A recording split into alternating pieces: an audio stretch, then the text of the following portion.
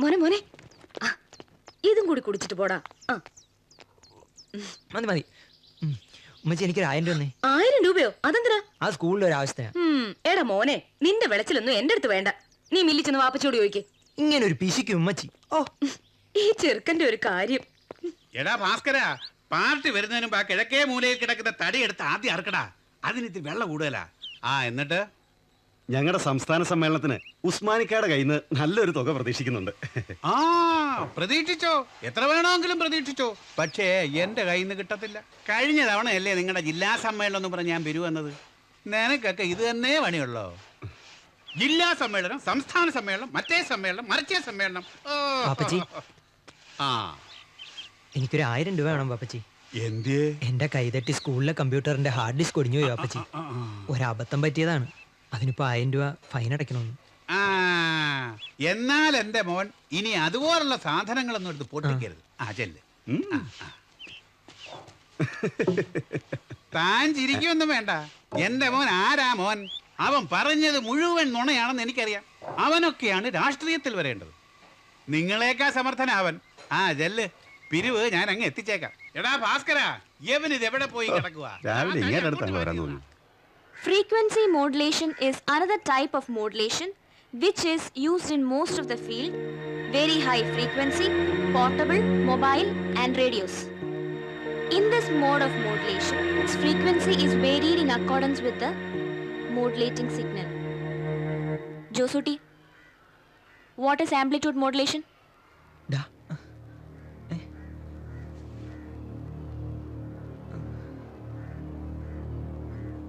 What is amplitude modulation? അത് എന്തു പറ്റി ജോസൂട്ടി? സുഖമില്ലേ? ഒന്നുമില്ല ടീച്ചർ. Sit down.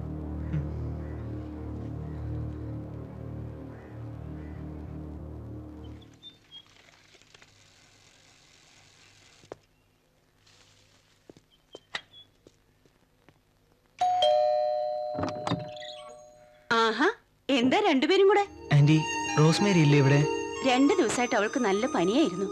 ഇപ്പൊ കുറച്ച് കുറവുണ്ട്. മുകളിലുണ്ട്, കേറി വാ. ഞാൻ ചായ എടുക്കാം.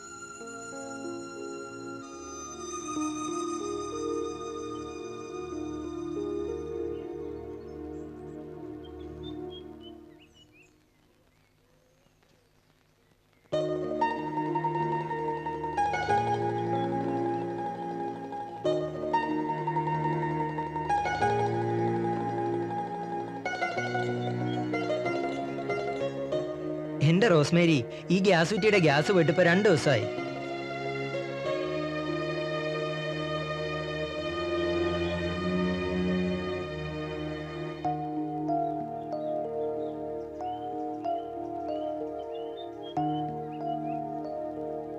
എന്താടാ, എന്തു പറ്റി നിനക്ക്?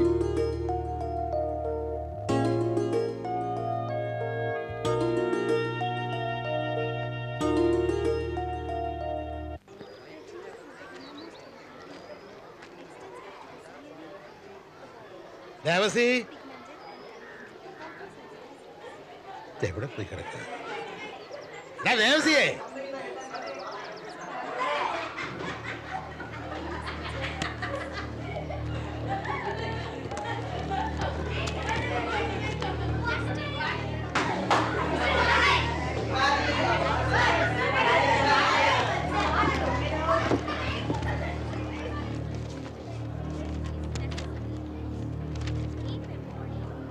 എന്താടാ പിള്ളേരെ, സാറ് വരാൻ ഒരു 5 മിനിറ്റ് താമസിച്ചപ്പോഴേക്കും ഇത്രയും ബഹളം? കാളച്ചന്തേക്കാ മോശമാണല്ലോടാ. അടുത്ത ക്ലാസ് നടക്കല്ലേ?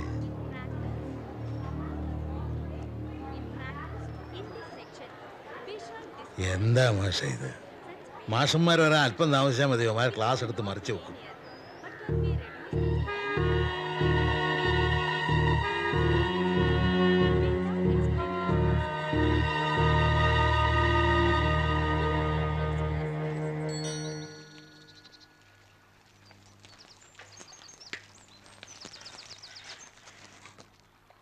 ചിന്നുമോളെ, ഇന്നാ മിൽക്കി ബാർ.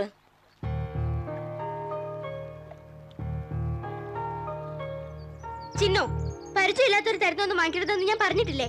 എന്നെ ഉദ്ദേശിച്ചാണോ അന്നാമ്മേ? ഞാനാണോ പരിചയമില്ലാത്ത ആള്? ഇയാളോട് ഞാൻ എത്ര പ്രാവശ്യം പറഞ്ഞു എന്നെ അങ്ങനെ വിളിക്കരുതെന്ന്? ഇഷ്ടം കൊണ്ടല്ലേ? ഇഷ്ടം? ദേ ചെക്ക, നിന്റെ വെളിച്ചൊന്നും എന്റെ അടുത്ത് വേണ്ട. ഞാനിത് ചേട്ടായോട് പറഞ്ഞു കൊടുക്കുന്നുണ്ട്. അയ്യോ, ചതിക്കല്ലേ അന്നാമ്മേ തോമസ്. അങ്ങനെ വഴിക്ക് വാ. ഇനി മേലെ എന്നെ ശല്യം ചെയ്യാൻ വരുവോ? ഇല്ല. ചിന്നു, പാടി ഇങ്ങോട്ട്. ഓ, കളയുണ്ടായിരുന്നു. എന്താടി? Milky bar. അവളുടെ ഒരു മിൽക്കി ബാർ. വാടി ഇവിടെ.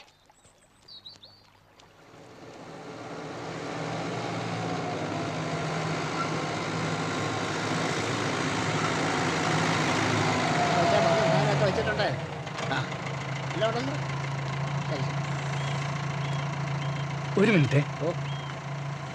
ഇവിടെ പുതിയതായിട്ട് വന്ന നന്ദമാഷിനെ അറിയോ? എവിടുന്ന? കണ്ണൂരിന്ന്. പുള്ളിയുടെ സുഹൃത്താ. ഓ, അത് ശരി. പുള്ളിക്കാരന്റെ വീട് എവിടെയാ? ഇവിടുന്ന് കിഴക്കോട്ട് പോകുമ്പോ ഒരിട വഴി കാണാം. അതിലെ മുന്നോട്ട് പോകുമ്പോ ആദ്യം കാണുന്ന വീടാ. വലിയ ഉപകാരം. എന്നിട്ടുണ്ടല്ലോ വല്യപ്പച്ച, ഞാൻ ചേട്ടായോട് പറഞ്ഞു കൊടുക്കൂന്ന് പറഞ്ഞപ്പോ അവന്റെ ഒരു പേടി കാണായിരുന്നു. നാളെ ഞാൻ അവനെ ഒന്ന് കാണട്ടെ. വേണ്ടവേ, അവൻ വാലും ചുറ്റി പോയില്ലേ? എന്നാൽ അവന് ഇത്ര ധൈര്യമോ ആ വാൽമാക്രിക്ക്? അങ്ങനെയുള്ളതിനൊക്കെ കൈകാര്യം ചെയ്യാൻ എന്റെ അന്നെ കൊച്ചിനറിയാം അല്ലേ മോളെ? പിന്നല്ലാണ്ട്. എന്ത് പറ്റി മോളെ? Milky bar. മിൽക്കി ബാർ ഒറ്റ കീറി വെച്ചെന്നുണ്ടല്ലോ. എന്റെ ചിന്നുമോക്ക് വല്യപ്പച്ചൻ വാങ്ങി തരാമല്ലോ മിൽക്കി ബാർ. അയ്യടാ. കാര്യങ്ങൾ ഭംഗിയായി പോകുന്നു. പിന്നെ ഇതിനൊക്കെ കുറച്ച് സമയം വേണ്ടേ? ഒരു വലിയ ഉത്തരവാദിത്വ സഹാവിനെ ഏൽപ്പിച്ചിരിക്കുന്നത്. അത് ഓർമ്മ വേണം. സ്കൂളിൽ രാഷ്ട്രീയ പ്രവർത്തനം സജീവമാക്കുക എന്നുള്ളത് അത്ര എളുപ്പമുള്ള പണിയല്ലെന്ന് സഹാവിന് അറിയാലോ. ഞാൻ എന്റെ പ്രവർത്തനങ്ങൾ തുടങ്ങി കഴിഞ്ഞു. സഖാവ് അടുത്ത തവണ വരുമ്പോ ശക്തമായ അണികളുടെ ഒരു നിര തന്നെ ഈ തഴുവാങ്കുന്ന് സ്കൂളിൽ കാണാൻ കഴിയും. എന്നാ ശരി, എനിക്ക് 1-2 സ്ഥലത്തൂടെ പോയിട്ട് വേണം മടങ്ങാൻ.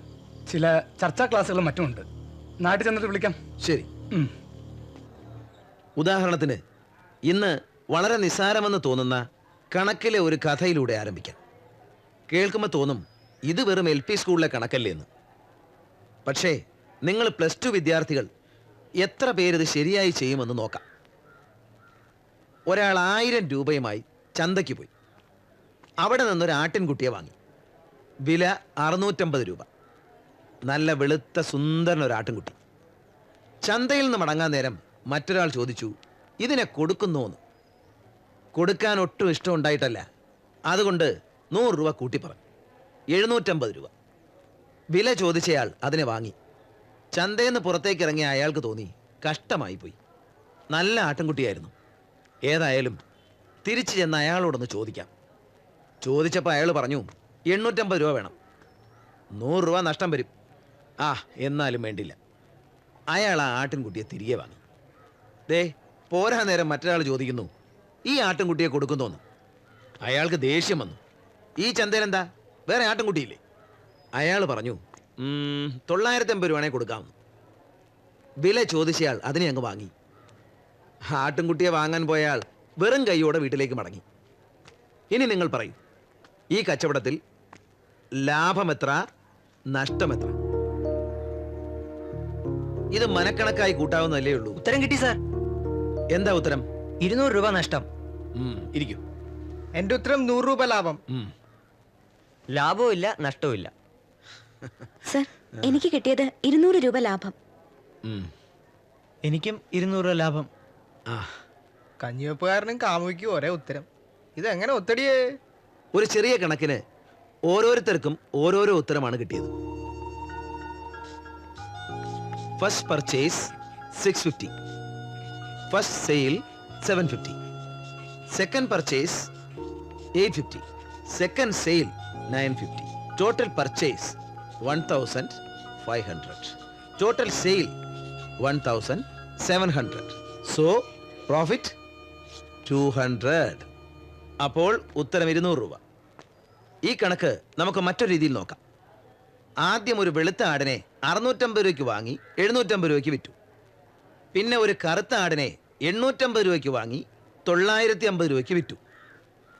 ഈ കച്ചവടത്തിൽ എത്രയാ ലാഭം? 200 രൂപ.